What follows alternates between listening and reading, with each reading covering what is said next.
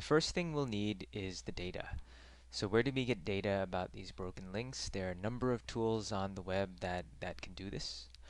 There are online tools, there are tools that run on your computer. The one that we're going to use for this video is called LinkChecker. So in your browser, let's just navigate over to Google. We'll do a quick search for LinkChecker. And the one that we're looking for is this one right here. It's over at GitHub, WAML.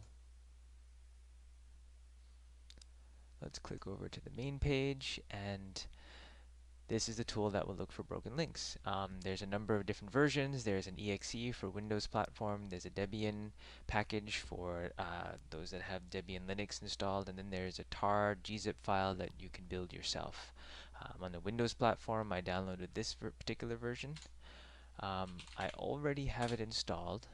I'm just going to run it here. And this is LinkChecker. It runs on your desktop. You input a URL. We are going to input cnet.com, and then you just click Start.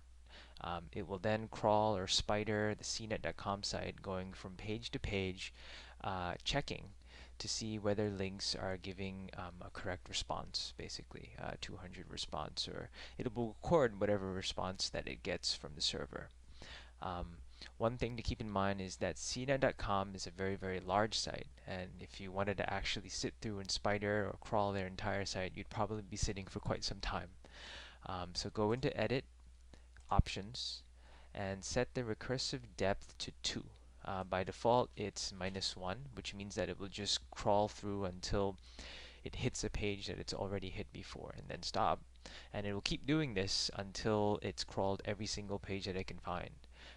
You probably don't want to do this for cnet.com. For your own website, maybe that makes sense. For my website, I did this. It went through about 50, 60,000 URLs. For CNET, let's just set this to 2, so it'll just do 2 layers of link searching. Okay, close here, and then you click Start.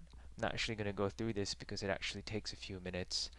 After it finishes crawling the cnet.com site with the recursive depth of 2, the broken links will show up in this URL grid right here in the center.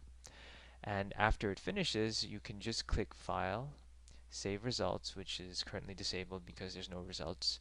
And when the dialog comes up, you pick the file name that you want to give it. The file format should be CSV, comma separated value file. The reason we save it in that format is so that we can load it into R in order to do our analysis, which is coming up next.